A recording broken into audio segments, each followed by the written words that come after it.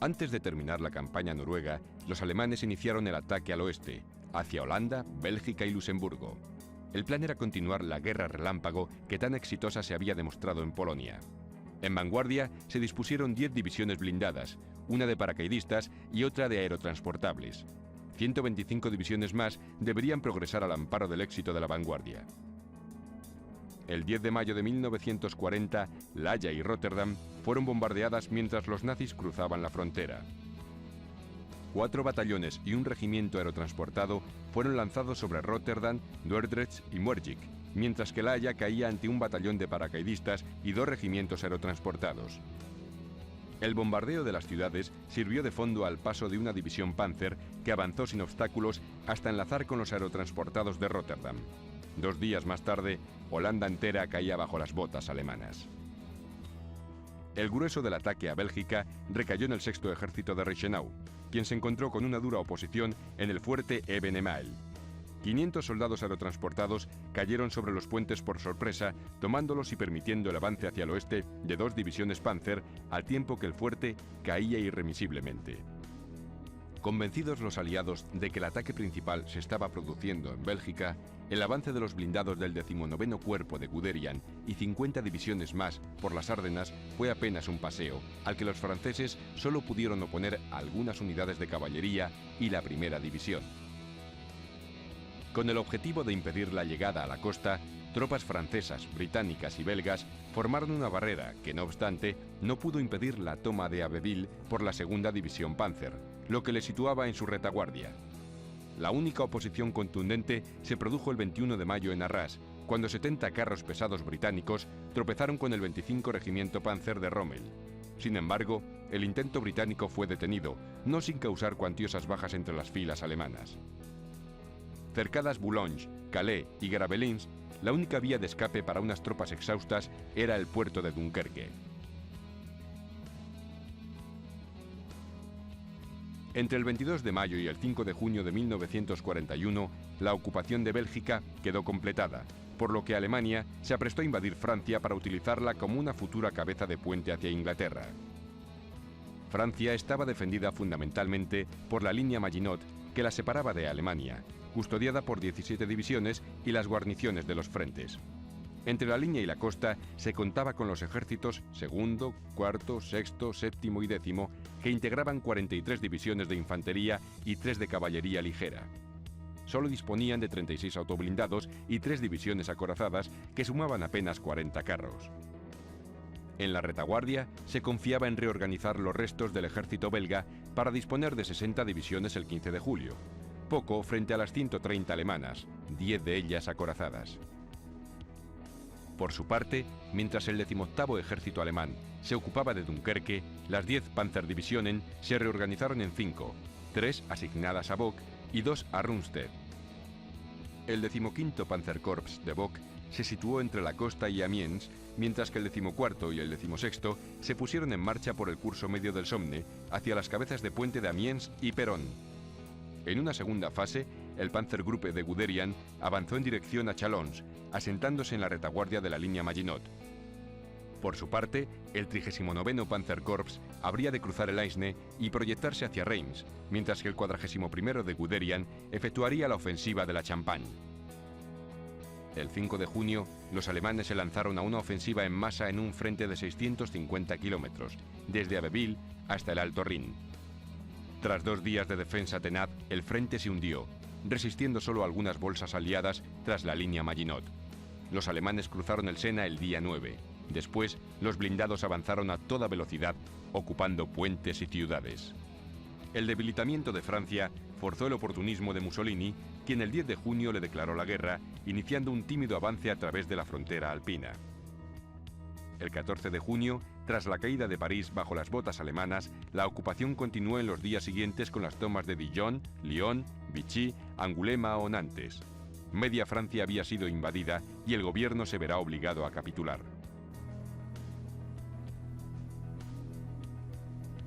La Blitzkrieg, o Guerra Relámpago. Una nación alemana plenamente movilizada, golpeando de repente y sin previo aviso, utilizando la superioridad numérica, gran cantidad de tanques y avanzados aviones para dominar a un ejército francés que se oculta en los fuertes fortines de la línea Maginot. Los alemanes, bajo este punto de vista, eran superiores a los franceses en estrategia, en los recursos y en la voluntad fanática de pelea, y esto logrado por el adoctrinamiento ideológico y el mando centralizado. Sin embargo, los franceses ya lo sabían, desde la caída de Polonia y más tarde la de Noruega. En marzo, el servicio de inteligencia francés había adquirido un conocimiento bastante preciso de la escalada militar en el Sedán. El agregado militar francés en Suiza había informado de que los alemanes habían construido 8 puentes militares a lo largo del Rin e incluso predijo con razón que los alemanes atacarían hacia Sedán entre el 8 y el 10 de mayo.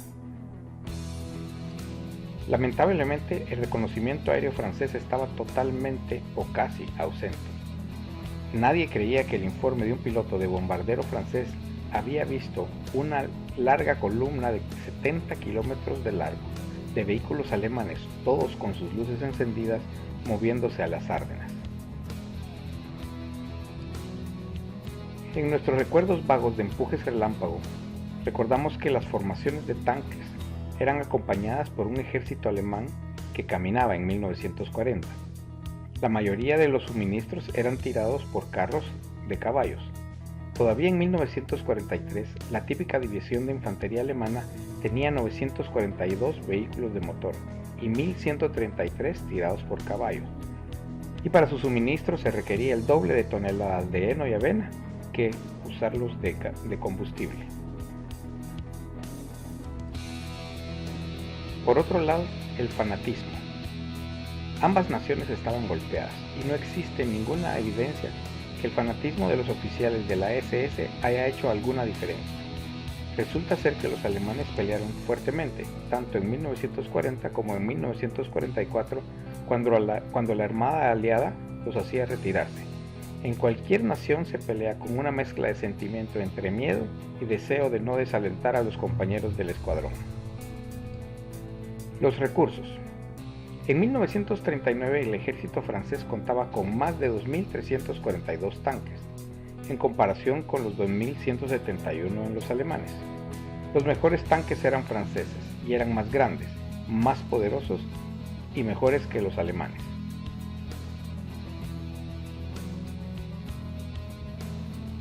Lo único era que los tanques franceses, a diferencia de los alemanes, carecían de radio, y por ello era muy difícil de maniobrar en forma concertada. El avión francés era ligeramente inferior al alemán, pero si se añade a los recursos franceses las fuerzas aéreas de Gran Bretaña y Bélgica, la fuerza de la Luftwaffe era probablemente, si no, menor que la de sus adversarios.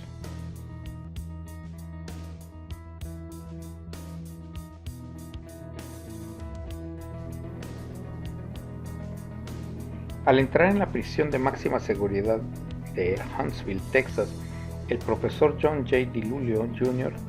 notó que los presos estaban vestidos con uniformes blancos, se movían tranquilamente y hablaban con los guardias respetuosamente. Se dirigían a ellos como señor o jefe. Las celdas eran sobrias, pero estaban limpias. Los pasillos estaban igualmente limpios y no habían ventanas rotas. La comida en el comedor era saludable y abundante.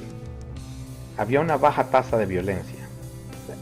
Las instalaciones estaban extraordinariamente limpias y libres de perturbaciones. El Estado ofrecía una gama completa de servicios médicos y educativos, en una gran variedad de industrias de la prisión, que iban desde agricultura a la programación de computadoras. Entre los estados más grandes, escribió Bruce Jackson, solo los prisioneros de Texas están en menor riesgo en la cárcel que fuera de ella. Por otro lado, en la prisión de Jackson, Michigan, existía un ambiente ruidoso, lleno de tensión. En lugar de uniformes, los reclusos llevaban la ropa que más les parecía. Se movían a voluntad y hablaban frecuentemente amenazando y con lenguaje soez y vulgar. La tasa de suicidios es mucho menor en Texas que entre los reclusos de Michigan. Las cosas eran aún peor en la prisión de máxima seguridad de Walpole, Massachusetts. Ahí se vieron reclusos en las camas con las sábanas envueltas alrededor de ellos, estilo momia. Un oficial explicó que era para mantener a las cucarachas alejadas. Existía demasiada violencia. La cantidad y calidad de comida eran erráticas. Algunos días no había ni siquiera un café caliente disponible. Sin embargo, el orden en las prisiones de Texas no resultó ser permanente. Comenzando alrededor de 1983, el nivel de violencia y desorden aumentó. Mientras que no hubo homicidios dentro de una prisión en Texas en 1978, para 1983 había 10, y en 1984 hubo 25. En 6 años la tasa de homicidios aumentó 6 veces. Los corredores, que una vez estaban impecables, llegaron a ser un basurero. Las ventanas que antes estaban limpias, ahora estaban sucias y rotas. La diferencia entre las prisiones no era el dinero. Los gastos del estado por recluso fueron mucho mayores en Michigan y la mayoría de los otros estados grandes de lo que era en Texas. Tampoco era la cantidad de empleados. Texas emplea menos guardias por cada 100 reclusos que lo que hacía Michigan. No era tampoco la cantidad de formación. En Texas recibieron 80 horas de formación inicial formal. En Michigan recibían 640. No fue tampoco la ausencia de hacinamiento. Las prisiones de Texas tenían mucho más reclusos por pie cuadrado de lo que lo hicieron en Michigan o California.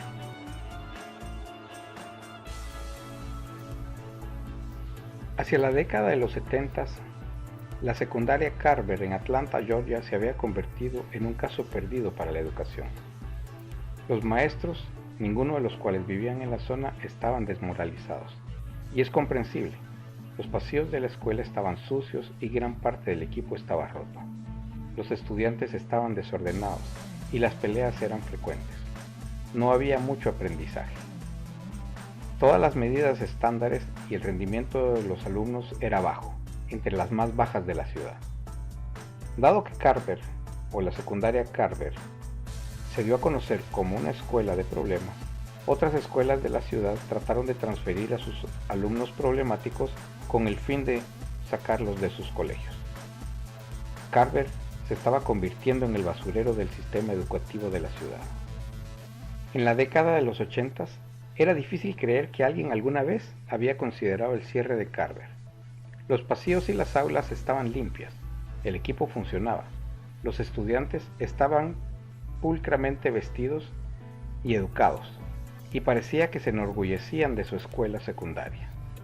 Algunos profesores se habían ido, pero la mayoría de los alumnos se quedaron y estaban entusiasmados con lo que estaban logrando en las aulas. Los niveles de rendimiento se habían levantado, aunque no por mucho. Lejos de ser visto como un vertedero o un basurero, los estudiantes de otros vecindarios pobres buscaban las transferencias a Carver. En Carver, ni el profesorado ni el alumnado cambiaron. Esencialmente los mismos profesores enseñaban a los mismos alumnos que antes de la transformación. En Carver no se construyeron nuevos edificios, no había aumento del gasto por alumno, y ni siquiera un aumento promedio del número de niños por aula.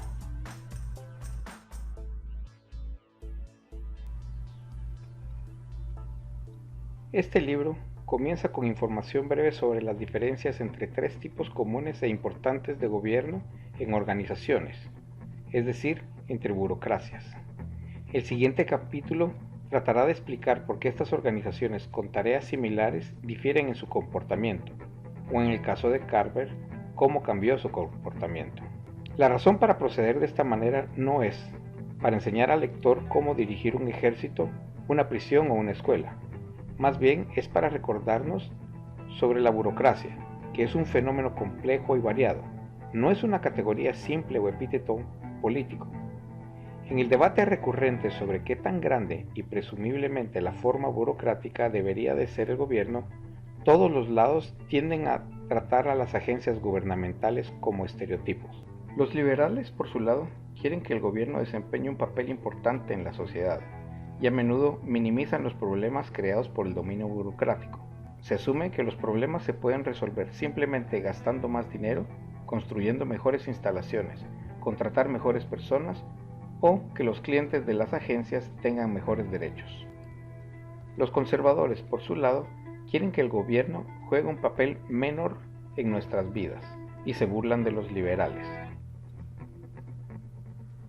Posiblemente las prisiones y las escuelas puedan estar mejor manejadas por la empresa privada, pero en un futuro próximo, esta nación, como la mayoría, dependerá en gran medida de las cárceles públicas y las escuelas para alcanzar la justicia penal y los objetivos educativos. Las empresas de seguridad privada cada vez son más y están en crecimiento, pero los departamentos de policía públicas están aquí para quedarse. La canalización de asuntos exteriores no es una broma, y en su mayor parte solo se puede hacer en una burocracia pública. Si miramos las burocracias de abajo hacia arriba, podemos evaluar el grado en que sus sistemas de gestión y las disposiciones administrativas están bien o mal adaptadas a las funciones que realizan realmente. Al tomar esta perspectiva, podemos explicar el comportamiento que de otro modo parece desconcertante. Cuando la Autoridad del Valle de Tennessee fue creado en la década de 1930, fue atacada por los conservadores porque amenazaba el bienestar de las empresas eléctricas privadas. En unas pocas décadas estaba siendo criticado por los liberales ya que se comportaba como una utilidad privada. Cuando Robert McNamara fue secretario de Defensa en 1960, elevó el presupuesto militar, pero este fue rechazado por los altos mandos militares. Cuando Melvin Laird fue secretario de Defensa en la década de los 70, se cortó el presupuesto militar, y esto fue del agrado de los altos mandos militares. Durante años el Departamento de Estado contrató a ciudadanos soviéticos, muchos, si no todos, los cuales eran agentes de la KGB, para ser cocineros, choferes y reparadores en la Embajada de Estados Unidos en Moscú. Cuando se le sugirió reemplazar a los agentes de la KGB con ciudadanos estadounidenses, el Departamento de Estado se resistió. El gobierno de Estados Unidos ha tratado de aumentar la proporción de mujeres que trabajan en los astilleros. Los astilleros privados han mostrado más aumentos que los que tienen los astilleros de propiedad del gobierno. Cuando un jefe de policía es nombrado con el fin de mejorar la calidad de la policía local, la tasa de criminalidad raramente baja, pero el número de multas de tráfico emitidos a menudo sube. Cuando se creó la Agencia de Protección Ambiental, los economistas que han estudiado el asunto sostuvieron casi unánimemente que la forma más eficaz para reducir la contaminación era evaluar un cargo para los contaminadores del efluente. La agencia ignoró este consejo y en su lugar demanda a los contaminadores en los tribunales. En los capítulos que siguen trataremos de explicar estos y otros rompecabezas ofreciendo, en su mayor parte, una vista de abajo hacia arriba de la labor de los organismos gubernamentales. Creo que este es un correctivo útil a la perspectiva común en muchos círculos políticos, legales y académicos. Al comenzar con estas tres importantes burocracias, ejércitos, prisiones y escuelas, esperamos haber dejado claro que el estudio de objetivos, los recursos y las estructuras de un organismo no siempre dan una pista muy útil sobre lo que va a suceder.